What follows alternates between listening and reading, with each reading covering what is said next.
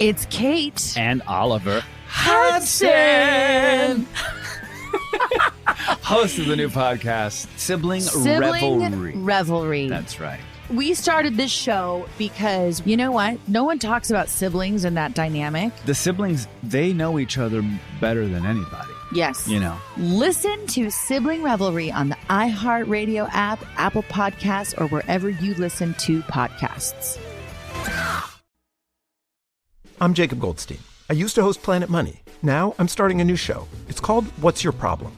Every week on What's Your Problem, entrepreneurs and engineers describe the future they're going to build once they solve a few problems. I'm talking to people trying to figure out how to do things that no one on the planet knows how to do, from creating a drone delivery business to building a car that can truly drive itself. Listen to What's Your Problem on the iHeartRadio app or wherever you get your podcasts. Episode 250, How to Save Money on Travel. Welcome to the Frugal Friends Podcast, where you'll learn to save money, embrace simplicity, and live a richer life. Here are your hosts, Jen and Jill.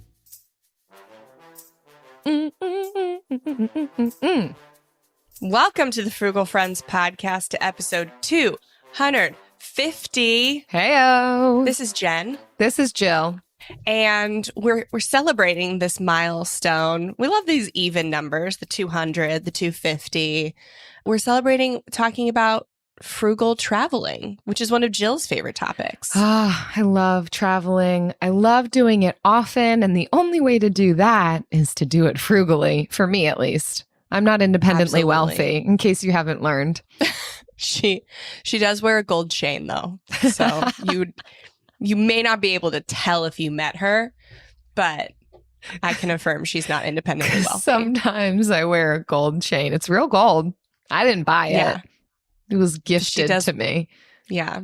So if you are interested in travel, which we know a ton of you are because this is a very requested episode that we haven't covered in a really long time. And since the pandemic, when we were talking about ways to get out there frugally when you couldn't travel internationally, now travel has opened back up, still a little different. So we're going to cover it again and cover again all the nuances in this new era of travel.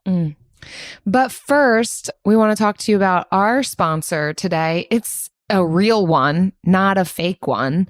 And speaking of travel, many people love to travel to Florida. We're especially coming upon the time frame that people love to travel to Florida. But you also know that we were recently, parts of Florida were devastated by Hurricane Ian. It was headed for the Tampa Bay area, which is where Jen and I live, but then took a turn and really hit hard Fort Myers, Naples area, which there are people who live there. It's not just a destination spot. And some people are really experiencing deep, deep loss and just still kind of picking up the pieces. And so we want to be a part of aiding and supporting we have friends and family who live in that area. And so we've set up a link, frugalfriendspodcast.com/Ian, where you can donate to a local crisis relief organization right in Fort Myers. So you know that it's going to the people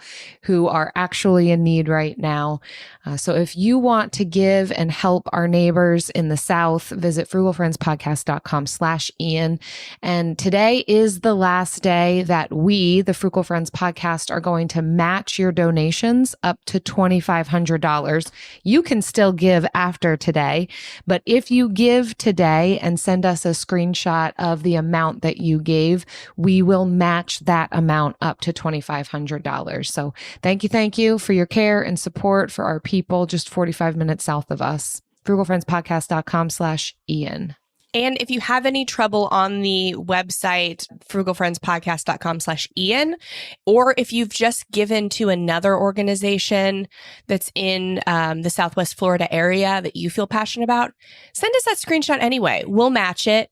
We'll do one, big donation to this one, but they're partnering with United Way and helping the organizations that are on the ground there. But just go ahead, send it over, frugalfriendspodcast@gmail.com, and we will match that too. It doesn't have to be at the one that we sent to. But you just got to make sure that it is an actual nonprofit that you gave to. Just make sure that we can see that. And we will match that for the rest of the day, anytime until today. All right. So traveling. While you may not want to travel to Southwest Florida right now, give them a little time, but definitely head there next year, because they're definitely going to need all your love and support via travel. But let's talk about traveling in other places. So we have a few other travel episodes that are still relevant for today. We've got episode 150, which is travel hacking for beginners. I love this one. It is travel hacking with credit cards for beginners. So we cover kind of the first 5 credit cards to get you started with travel hacking. And this is like minimalist travel hacking. It's the way like that Jill and I practice travel hacking. It's great. So episode 150 for sure. Cue that one up to play after this. And then episode 119 we did during the pandemic. So it was staycations. We talked about frugal staycations, local travel, and road trips with our friend Danielle Desir from the Thought Card. So those are 2 really good ones to queue up. But we're going to talk about travel that's a little more expansive today, Jill. How and I know you're super excited about it. Of course I am. It's just making me want to go somewhere, book a trip, do the thing. I'm the person, and I'm sure that you can relate, when I'm on my vacation or coming home from it, I'm planning the next one. Yes. So yeah. It's this never-ending cycle. It's not as if you get satisfied by going on vacation. You just get back and you want more. That's my experience. Assuming it's a good trip. Those really good trips absolutely just make you want more. Yeah. All right. So our first article is from maptrotting.com. It's 6 reasons to budget travel at least once in a lifetime. And Jill, you've done a lot of budget traveling. Mm-hmm. So what do you think about this one? I would agree. I think everyone should try budget traveling, although I think most of our listeners are like, yeah, I'm not doing it for this like human experience piece. I'm doing it because I have to. Because that's the level at which I value travel. Yeah, either way. But I do think that they give some good arguments for still going places, even if you don't have a massive budget, and some of the added benefits, not just, grin and bear it, you hardly have any money, but you're trying to see the sights, but there's actual benefits to it. So it almost helps to shift our mindset in, rather than begrudgingly and wishing we could do all the luxurious things, but really truly embracing it, knowing that we are getting a unique experience because of the things that we're engaging in when we aren't spending an arm and a leg on things. So I do appreciate the arguments for this. And it's almost like they're advertising to the rich and the wealthy, hey, try this other thing called budget travel. And I'm like, yeah, I know this. Yeah. But I think, so we also get emails from people like, how do you make like frugality like fun and sustainable? Because spending money is just more fun than being frugal. And sometimes it's so like miserable being frugal. And it's a mindset shift, because frugality is not misery. This is not a misery loves company lifestyle. This is looking at the impact of all of our choices on our money, on the environment, on local and international economies. It's looking at the total impact of what we spend money on and choosing what we value. And like, we very much value the stuff that's in this article. So choosing a budget travel lifestyle versus a luxury travel, it's not a question. We're not doing it because we don't have enough money to afford the luxury lifestyle, though we've chosen work that, actually cannot afford certain luxury lifestyles, but that's by choice. it's making these intentional choices. And it's not for the sake of just being frugal, just saving money. We're never about that. It's about these intentional choices. So I do like what these 6 tips are going to do in helping maybe people change their mindset. And if you don't jive with it, then you don't have to take it. You pick up what works for you and you lay down what doesn't. So we'll get into the first one, the first reason to try budget travel at least once in your lifetime. And this comes maybe from this is for the map trotting. Map trotting. And maybe this is for also the person that like doesn't want to travel because they don't value it as much. And even if it isn't high on your values, maybe you should try it. But number 1 is budget travel makes you money savvy. And they say when you travel without tracking your expenses like we did many times before, you can't really appreciate your own money. We all know that from our normal lives. But traveling on a budget suddenly makes you realize that there are so many things that you don't actually need to spend money on. So it's like all the things that we talk about in regular life, but really amplified in this 1 to 2 weeks where you are spending significantly more money. And it's not to make you feel guilty about spending more money than you do in your normal life. That's something that Travis and I, it very much trips him up because when we travel, we spend more money on a day-to-day basis, and that doesn't compute with him. He wants to spend money like we do in our normal lives. So that's something like we have to talk about like daily on our trip, but it can be a really like a good source of awareness for, and just like, if you're training yourself during your normal life to like spend within your values, then doing this on vacation can be a really great test of that too. Mm-hmm. Yeah, keeping track of your spending in one small span of time can build habits for your regular life. The second one on here, I appreciate. It talks about how budget traveling can change your mindset. And they're talking about when we aren't spending lavishly or going into debt for the travel that we're doing, we engage in the culture. And so we're talking primarily international travel here, but we can see things about the culture and the way that the people who live there live life that can help us to form a bigger, broader worldview and perspective that we wouldn't get if we were going to the gated hotel that's on every influencer's Instagram with the infinity pool.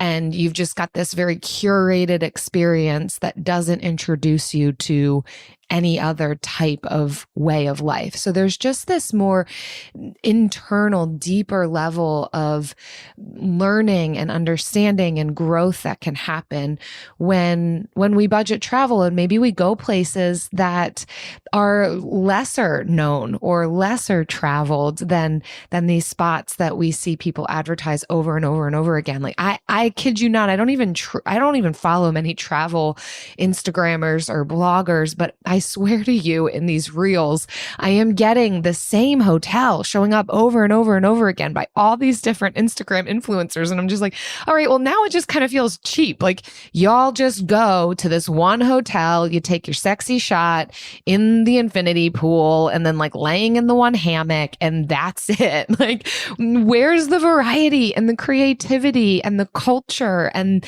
the learning and the engaging in something different? Like I'm over it, and I'm here for the understanding new ways of life and meeting people that you wouldn't typically meet. And I do think budget travel demands that.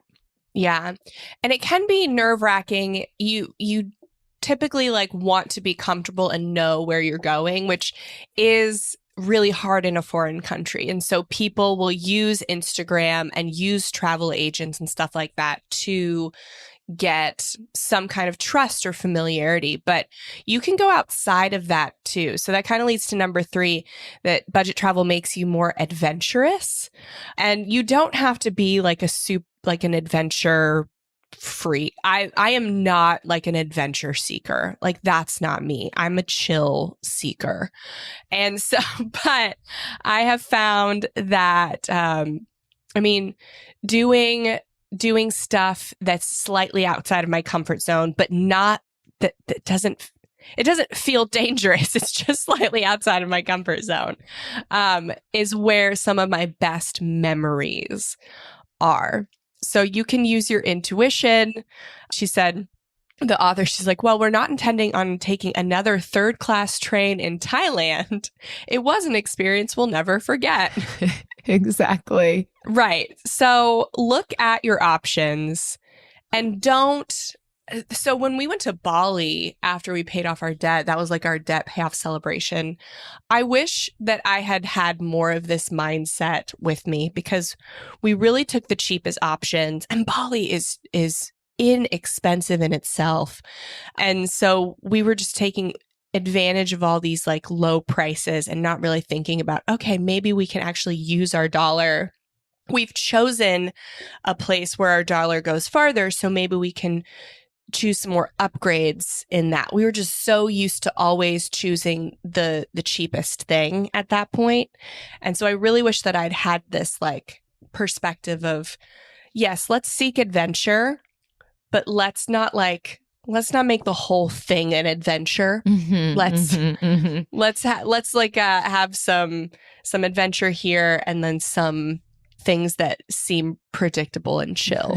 Because that can quickly translate and cross over into just risky and not well thought out. You can be adventurous and have it be quite planned and researched.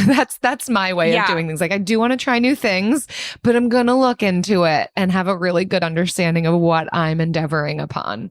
Yeah, I would scour the internet for travel bloggers writing about where you're going, because travel bloggers are going to know where all the stuff is. Just make sure the post isn't a sponsored post, because then they got paid to do it.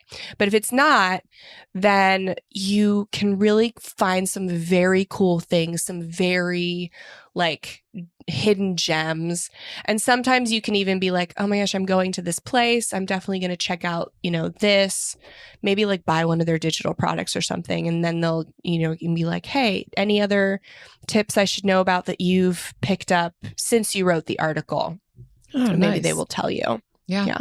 Not that you all need any more convincing, but another reason to budget travel, number 4, is that it can spark creativity, which I would absolutely agree with. I think we've already kind of touched on this, the reality of when you're budget traveling, usually that means you're going to be engaging with the people who live there, the culture, the traditions of that area, and engaging in something that's new and different expands our brains and our understanding and can spark thinking in a different way without you even totally trying to do that. You're engaged in something new. And so you're using different parts of your brain, which a lot of times then just lends itself to creativity, whether that's something that you can enjoy while you're there, the experience of creativity, or it's something you can take back with you. The writer was talking about how it sounds like they kind of stayed for an extended time in some of these places and were trying to work while they were traveling and engaging in new experiences, and it really helped them with their business.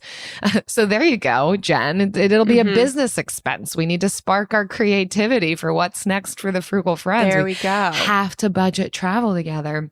But there's inspiration to be found, I think, is what this is saying. Yeah. And I love the story that they told of trying to work while traveling. Specifically, they said they started guest posting for a travel blog that they respected, but they required 5 articles a month from them, which is a little. I would not take that deal. I'll just say that I wouldn't take that deal. But it forced them to the more pressure you're under to produce content, the more creative you get with it. And that is really what I've found over 5-6 years of creating written and audio and video content. The more you're forced to produce, the more creative you get with it.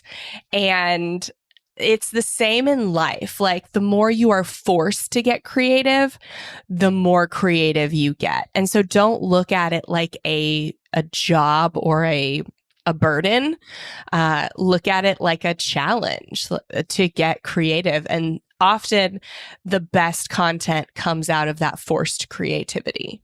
So again, not something that's sustainable, but really great for seasons where you're really learning or really trying to dig into something for the first time. 5 is it teaches you appreciation.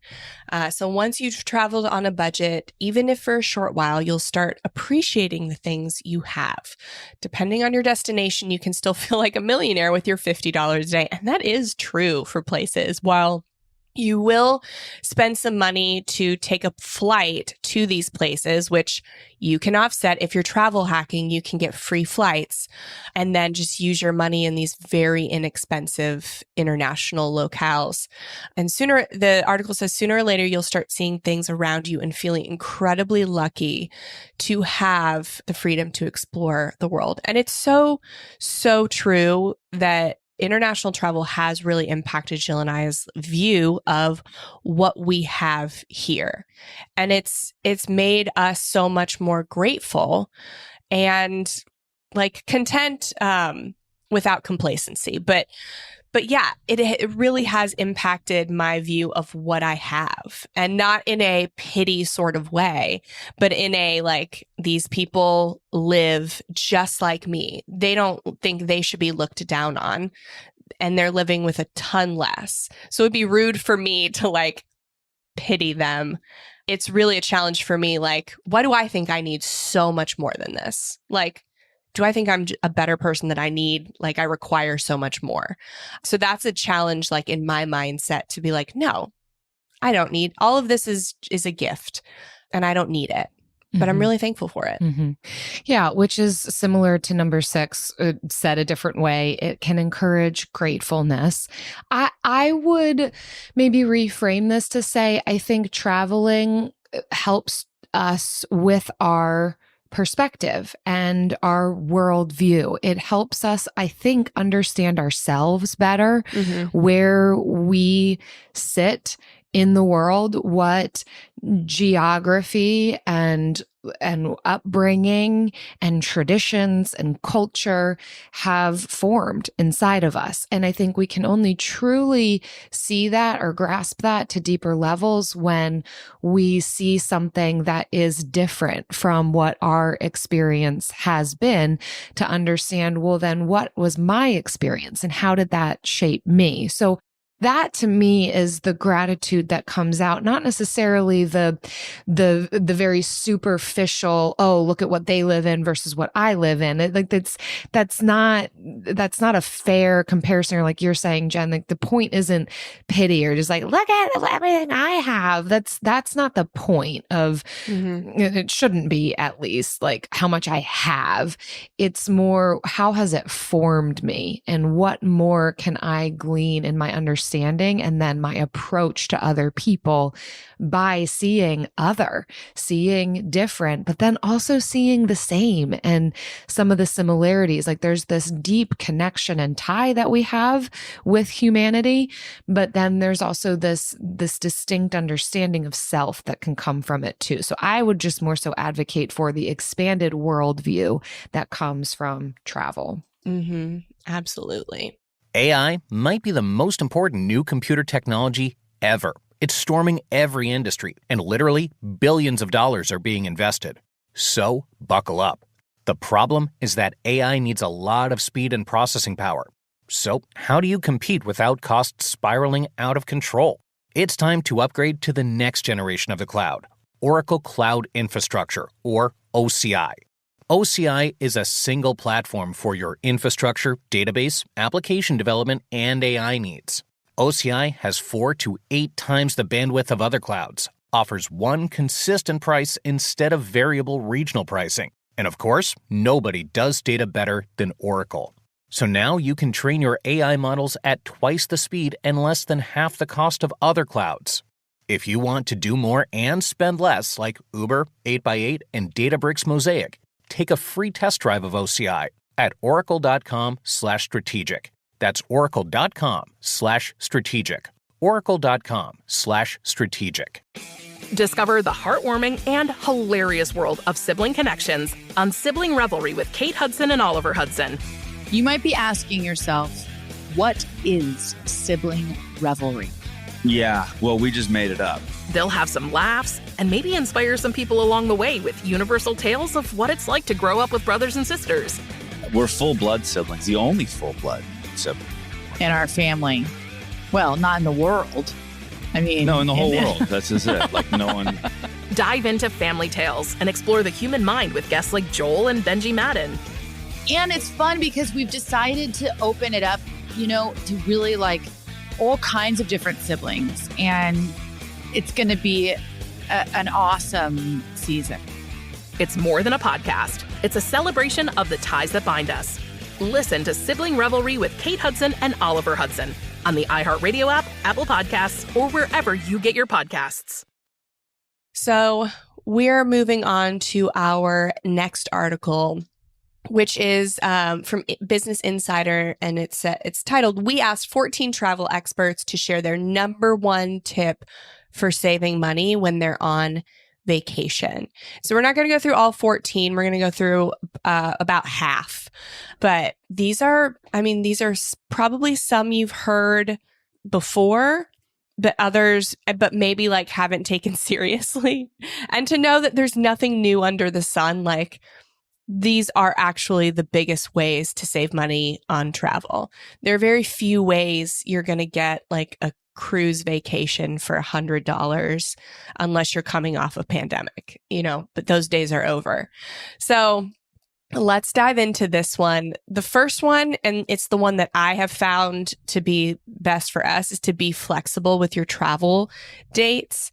Some dates, like to leave and fly in on, are just consistently less expensive. So weekdays, like honestly, traveling from Tuesday to Saturday has been a sweet spot for us.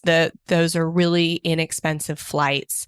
And then putting on top of that, if we can, going in an off season or if a deal pops up. I don't love doing the whole like looking for a deal and subscribing to the deal thing. Some people do have the flexibility in their lives to be able to take a last minute deal when it comes up. That's not me.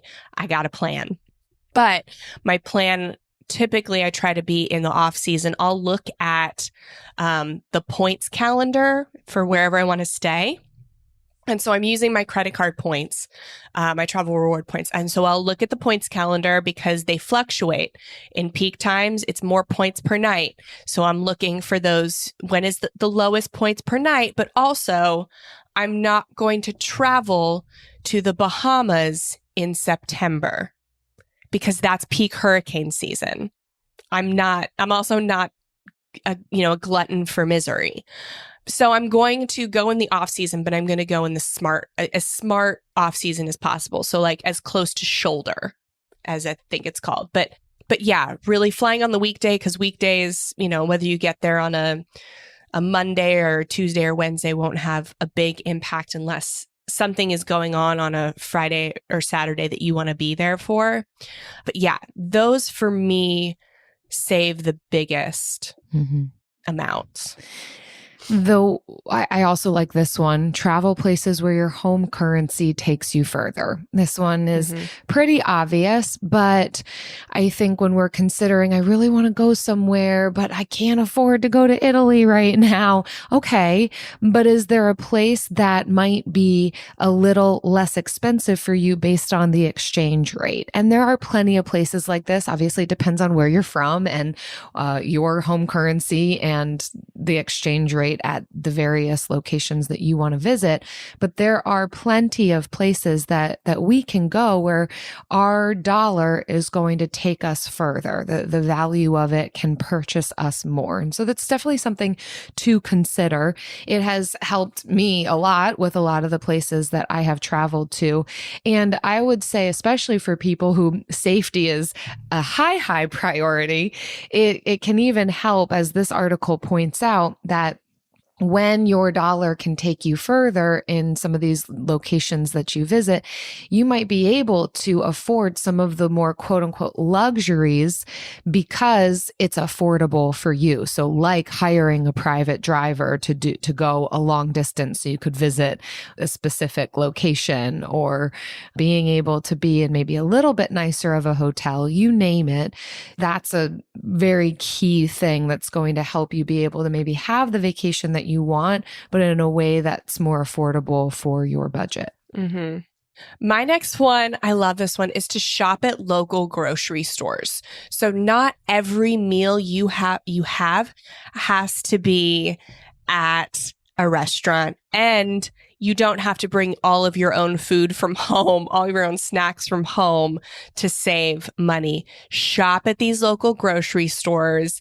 They've got all of the local like produce, ingredients, usually pre-made, foods. It's like Publix. And if they don't, you just like stock up on cheese. There's this beautiful picture of cheese in a grocery store on this article. And it's like, why wouldn't you want to eat all of that? And it's so much cheaper than buying it ready-made at a restaurant. And then you get this experience in the grocery store. I just remember being like, we went to the grocery store every day when we were in Barcelona just because it was fun and it had all these fun things that we wanted to try. And it was first place I had sangria was I got a bottle of sangria from the grocery store in Barcelona. Wow. And drank it in my hotel room. That's so fun. Yeah, at an age I won't disclose. It was legal there, though. I love this tip. And I would say it's one of my and Eric's favorite things to do in a new place that we're visiting, because like you're saying, Jen, you find all these new ingredients or candies that we don't have in the States. And so you can try a lot of new stuff and see what the locals are buying. And I love that tip too of the already prepared foods. Yeah. Gosh, and you can do a little preparing by just Googling when you're at home, like things to eat in so-and-so, and it'll tell you foods. You can identify them. So when you see them in the grocery store, everything's not as foreign. You can kind of recognize some things. I like this one too. I've not tried this. So take it with a grain of salt, try it out, report back, but consider house sitting while traveling. This, of course, one of the biggest expenses, just like normal life, is the housing and transportation and food when you're on vacation. So similarly, you want to look at the things that are going to pack a punch when traveling, like how can I save money on lodging? And certainly house sitting would be a way to really hack that. Oftentimes it's free or they pay you. They share a site in the article. TrustedHouseSitters.com is one place that you might be able to find house sitting opportunities. And something like that could even determine where you travel to. If you get a house sitting opportunity in a specific location, then all right, that's where we're going. So I think that's a unique and maybe more adventurous way of going, but certainly a way that could slice and dice some of the expenses. Yes. My last one on here, it's not actually a money saving tip, though I'm sure they can justify it on here, but is to bring more than one credit and debit card with you and keep them separate. So we did have an instance where we lost a card in Bali and we were able to cancel it very quickly. Super easy, but we needed a way to, and this is where debit cards are really important. I think we used the Charles Schwab, like we opened a Charles Schwab brokerage that we could use money like internationally, get it out fee free. And that's actually the next tip after, or maybe before, is to use a card that doesn't have international transaction fees. But so we were able, it was really important for us to have debit cards versus credit cards. So in the States, everyone takes a credit card, but some places internationally only take cash. So you want to budget. so that you're not and sticking to that budget so that you're not getting out cash multiple times a day or looking for an ATM multiple times a day. So you get it once or twice a week or, once a day, and then you have it for the whole time you need it until you are at another ATM. And should you lose a debit card, you have another debit card so that when you have to cancel that one, you're not stuck. Kind of like we were. We only had one debit card. We had, several no international transaction fee credit cards, but those didn't really help us. So that is definitely just a life-saving tip. It's just a great tip. And I would also say take cash as well. Have some cash so that you are not stuck and destitute in a foreign land. Oh yeah. And try to don't exchange it at the airport because the exchange rates at the airport are crazy. Get there. Try, if you can, to exchange some of it in the States. If it's possible, it may not be possible. Because I went to Mexico recently where I was supposed to get there during the day so that I could head somewhere and exchange my money. But my flight got delayed. I ended up getting there at 1:00 in the morning and everything was closed anyway. I couldn't even exchange at the airport at that point. So it was a big hassle to not have any exchanged money ready to go. So if it's possible, try to do some before you go there. Or you can just put on Facebook or your Buy Nothing group, hey, anybody have any pesos they're never going to use again? Because that's a thing. People come home with pesos and they never use them again. Yeah, I've got a lot of currency just sitting in my safe and I'm thinking, I may never use this again. That's a great idea. Yeah. And sometimes people forget the value of it. So they're just I'll give this away. That's amazing. Sometimes. Or you can offer them money for it. Yeah. So. Oh, that's fun. Yeah. All right. Last thing on here is eat where the locals eat, travel how the locals travel. And again, these travel bloggers are going to have all the tips and tricks for you on this one.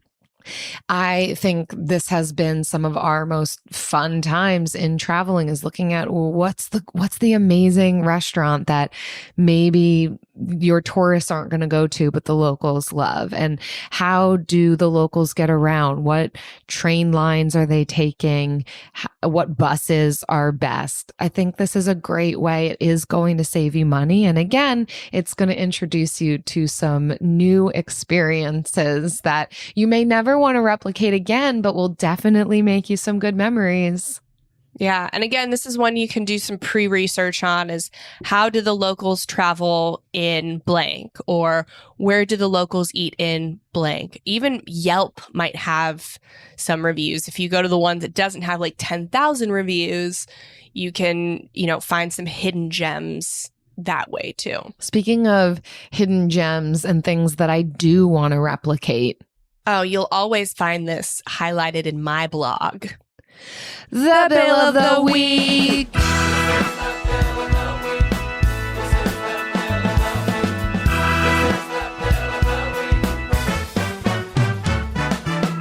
That's right.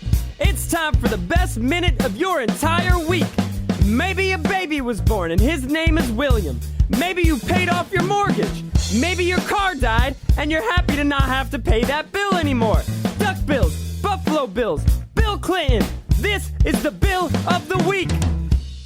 Hi, this is Anne calling in from Minnesota. So my Bill of the Week is actually probably more like a non-bill. I'm a teacher, and after coming back from spring break this year, I found out that the school was not charging staff for lunches.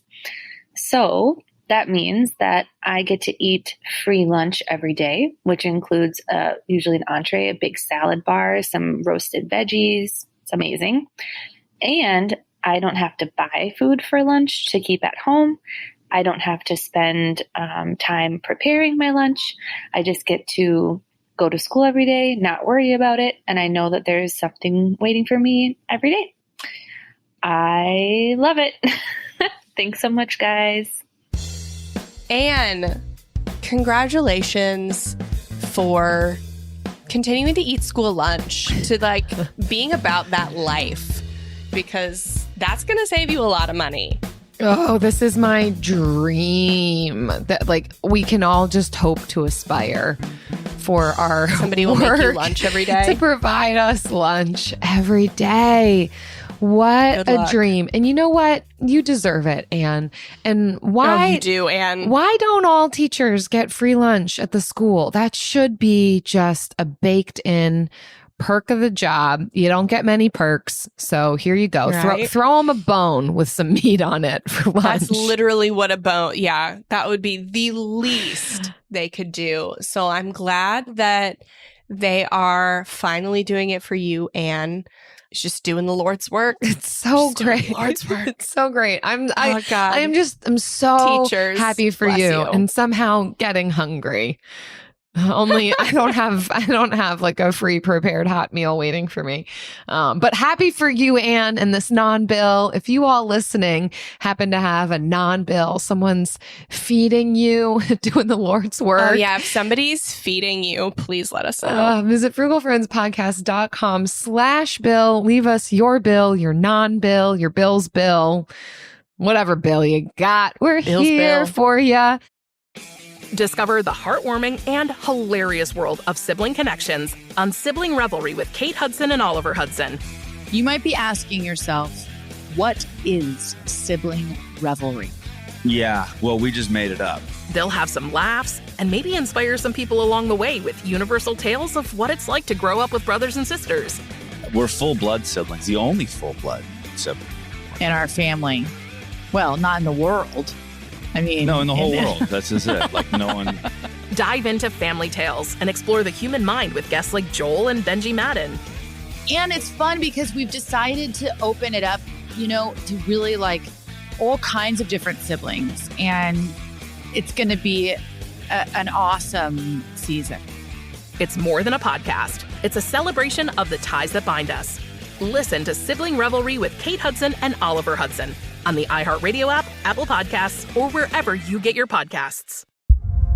From the studio who brought you the #1 podcast, The Piketon Massacre, this is Murder 101. A group of high school students started a project to research a string of unsolved murders. Those murders happened in the mid-1980s. He's out there doing stuff. He just didn't stop. Everything that the students predicted through their profile turned out to be accurate. Redhead killer profile. Male, Caucasian, 5'9" to 6'2", 180 to 270 pounds. Unstable home, absent father and a domineering mother. Right-handed, IQ above 100, most likely heterosexual. There is no profile of this killer except for the ones the students created. Just because some of these women no longer have people to speak for them does not mean that they deserve to not be spoken for. What if this guy's still alive? Like, what if he comes after us? I said, are you going to kill me? And he said, yes. Listen to Murder 101 on the iHeartRadio app, Apple Podcasts, or wherever you get your podcasts. And now it's time for the lightning round. Pew. All right. So, Goldie's lightning round question for us this week is, what is your dream vacation destination? And I see that you're okay. You just changed yours. No. I narrowed it down. I really became quite Okay, focused in. Perfect. This is perfect because you just took. So mine is Greece or Italy, and that's what you just deleted. Yeah. So I would love to take a cruise around the Mediterranean. Oh my gosh, that's mine. Off at all the stop it. That is what this is. Keep going. Oh my okay. gosh. We're gonna have to go. It sparks creativity. Because you can stay, you can put your bags in one place. You don't have to lug them around to multiple hotels, and you get to go to the places, and they sit you there long enough that you can drive off like out of the crowded places and just like take a wine tasting or a olive tasting or hummus or spaghetti. You should see what Jen's really doing with her arms right now. It's really amazing. She's really getting into it and so excited. I podcast with my arms. So not just my hands, my arms. This is my dream. Yes. Can we make this a reality? Oh, Jillian. So yes, I also had Greece. Well, you said Greece or Italy. I said Greece and Italy because you might as well combine them. I want the cruise that does both. Yes. Yeah, I want the cruise that does both. And as I was writing it, I realized, no. This isn't just, okay, where do you hope to go next? This is, what is your dream vacation? And I'm realizing my dreamiest of dreams is a yacht vacation. So we need to level up, Jen, your cruise to a private chartered yacht around all of the islands of Greece and visiting Italy. And we've got our own staff that we treat very well and we tip them well. And they give us all the things and the experiences on this beautiful yacht in the Mediterranean. That is the dreamy dream. And also, I've probably been watching too much Below Deck. Okay, but not the yacht can't be too small, because one of the best things about being on a cruise is meeting new people and hanging out with new people and meeting new people. So I just like that. You don't want to just be stuck with me on a yacht in the Mediterranean. No, actually don't. I love you and I want you to be there, but I want other people to be there too. This is how Travis and I do date nights too. This is a fun fact about us. Our favorite date nights are where we are actually going out with other couples. Like that is our favorite. Yeah. We just really like to hang out with other. I mean, we love each other. That's great. We love spending time with each other, but we spend a time with each other all the time. And so it is our escape to spend time with like strangers almost. Wow. Okay. Well, it can be a yacht that has like 8 cabins and other frugal friends come with us. I would say about a couple hundred people. If we got on this yacht with a couple hundred, because if it's too small, then the people you have to choose from are not the type of people that you want to spend time with. Okay, right. Which is why I'm like, it's a certain just type of you person. And me on a yacht. Because listen here, when it gets that small, you get a private chef making food to your liking. That's what I'm here for. But I like buffets, Jill. Okay. There's more negotiation that's going to need to come into place here. Maybe we could just fly over together. We're mostly aligned. We can catch each other. We can catch each other at the ports of call. You get off and you're like cattle horde of people, and I get like carried off to the island. Yes. Yep. And we're all carrying like limoncello shooters, like a big group of 30 of us. And you're like dripping in gold. You're wearing every gold chain you own. That sounds right. Yeah. All right, here we are. I love this idea for us. That's great. Well, we'd love to hear what your dreamiest dream vacation destination is. And thank you so much for listening. Many of you know we have a private community that we offer for our listeners who specifically are paying off debt, where we do money challenges to keep you on track. We offer accountability groups to hold you accountable. So, but in a positive way, not a mean way. And we want to congratulate one of our members in that community for a big win. This was from our, actually, I think still current whenever this comes out. Yeah. This is from our debt payoff challenge, which is really an income money-making challenge that we're doing right now. And it's from Katie, and she says, making progress. I've earned $66.75 from DoorDash so far this week, and I'm putting it towards a credit card. Woo!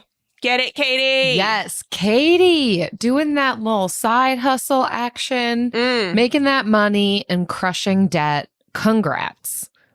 Yeah. So thank you for listening. If you are working on paying off debt and you feel like you need a little more motivation, a little more accountability, head to frugalfriendspodcast.com/club to see everything we offer in the Frugal Friends Club and join us there. See you next time. Frugal Friends is produced by Eric Siriani.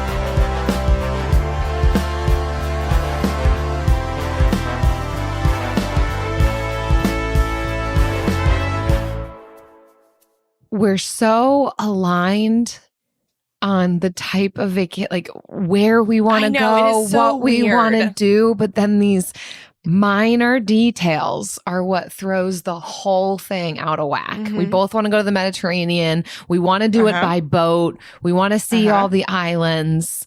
Yeah. But one of us wants it to be luxury and one of us wants to meet strangers. I mean, I'm here for the strangers too. Just, with the experience. I love how this episode's about budget travel, but I'm like, my dream vacation is the most luxurious type of vacation. Yeah, but like, hear me out. Like, cruises are like a really good form of budget travel. You got all your food included. Yeah. You can just head out and do your excursions. You can and the great thing is I love the budget cruise lines. Yeah. Like, I love Carnival, and that is the cheapest one, and I love it. Yeah. I love Carnival. Well, the good thing is that your dreamiest of dreams is attainable. If you want to do Italy on Carnival, I don't even know if they do that. Like, okay, that is I wouldn't possible. do that. I wouldn't do Carnival there. I would do like a smaller ship that can maneuver around the Mediterranean. I will probably never find myself on a private yacht in the Mediterranean. So, I'm just literally in the clouds with this concept. And you're actually on the ground thinking critically and realistically about what could happen someday. Yeah. I mean, it's not so much critical in that I'm an introvert. And so if I am alone on a ship, well, okay, so this doesn't make sense, but like I am shy around strangers and Travis is really good about like meeting new people. And so like I need that. Like I need to bring him with me everywhere so that I can like feel that desire to like meet new people. But if there's like no one there but the two of us, then I'm just going to get like bored. You're going to be going off and like to the dance club and shutting the club down. And I'm going to be sitting on a booth getting hit on by a stranger. That's what happened in Dallas. That happened because that's a true story. Wait, why didn't you tell me this yet? Because you were dancing. And after that, I eventually came back to the hotel. Like, eventually we saw each other again. How have I not heard this story? Because it's one I've been keeping. It's for you. So I was out dancing because I love dancing. And you were sitting at a booth because you love sitting at booths. Because it was like 1 a.m, Jillian. Just watching everybody. I was tired. Okay, and then what happened? And then the club opened up for people outside of the party, and people started talking to me and wanting to be on my podcast. And I'm like, I have to go. I need to go home and sleep. I need to go. The club did take a shift when they opened it up to the public. It's not and the I time was ready of to day go I do too. business. No, you were never ready to go. You were not ready to go until they turned the lights up, Jill. That was you. And typically I can hang. Yeah. Until around midnight. Yeah. Midnight is when I shut down. Even on a normal day. And I wasn't feeling very well that week. So it was an interesting so I can't be alone with you, Jill. on a cruise. But we won't be getting turned up when we are on a private chartered yacht. We'll be on the boat. You can go to your cabin whenever you're ready. I can't trust you to not get turned up. Eating my shrimp cocktail. And I'm going to find other people like me. When there's 200 other people on the boat, there's going to be other people like me who just want to sit in the piano bar and ask the pianist to play funny songs and then laugh at them. All right. We'll find our radical middle vacation together. We will. Discover the heartwarming and hilarious world of sibling connections on Sibling Revelry with Kate Hudson and Oliver Hudson. Dive into family tales, explore the human mind, and laugh with guests like Joel and Benji Madden. It's more than a podcast, it's a celebration of the ties that bind us. And it's fun because we've decided to open it up to really all kinds of different siblings. And it's going to be an awesome season. Listen to Sibling Revelry with Kate Hudson and Oliver Hudson on the iHeartRadio app, Apple Podcasts, or wherever you get your podcasts. I'm Jacob Goldstein. I used to host Planet Money. Now I'm starting a new show. It's called What's Your Problem? Every week on What's Your Problem, entrepreneurs and engineers describe the future they're going to build once they solve a few problems. I'm talking to people trying to figure out how to do things that no one on the planet knows how to do, from creating a drone delivery business to building a car that can truly drive itself. Listen to What's Your Problem on the iHeartRadio app or wherever you get your podcasts.